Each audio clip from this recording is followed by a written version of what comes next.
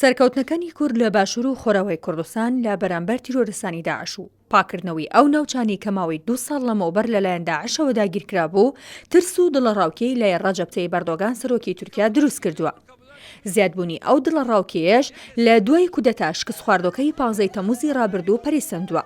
گومانی تێدا نییە کۆنتڕۆڵکردنەوەی شاری منبەجوو و دەرنانی داعش لەو ناوچەیە ئاماژێکی نێگەتیڤی ئاراستەی ئەنقەرە کرد کە خەونی کورد لە سووریا زۆر دوور نییە. ئەوە شوا لە ئاکەپە دەکات دام بنێت بەو ڕاستیەی کە لەسەر ڕەزامەندی نێودەوڵەتی دێتە ئاراوە. ڕوانگەی سووری بۆ مەفەکانی مرۆڤ کە بارەگەی لە لەندەنی بەریتانیا ڕایگەیاندووە هێزەکانی سووریای دیموکرات توانیوەتی داعش لە مانبەج وە دەربنێت.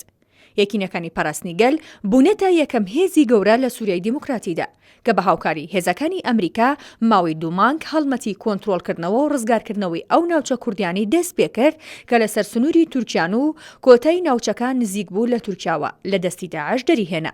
لای خۆیەوە شەڕڤاندەروێژ وتەبێژی ڕسمی بە ناوی ئەنجومەنی سەربازی منبەج کە هاوپەیمانی هێزەکانی سووریای دیموکراتە ڕایگەیاند ئەو جەنگە یەک لە دوایەکانەی تا ئێستاش بەردەوامی هەیە لە دژی داعش و تا ئێستا بەشێکی زۆری ئەو ناوچەیان ڕزگار کردوێتەوە. چاودەرانی سیاسی ئاماژە بۆ دەکەن گرەوی وڵاتانی خۆرەوە بە تایبەتی ویلایەتە یەکگرتووەکانی ئەمریکا لەسەر کوردانی خۆراوی کوردستان دەرهاویشتەی ئەو سیاسەتە چەوتانە بووە کە ئەردۆغان لە سووریا پەیڕەوی کردووە. بەتایبەت حکوومەتی ئەنقەرە کە لە پشت ئەو گروپە توندڕەوە گوماناویەوەیە کە پەیوەندی ڕاستەوخۆیان بە داعش و ڕێکخراوی قاعیدەی تیرۆریستیەوە هەیە.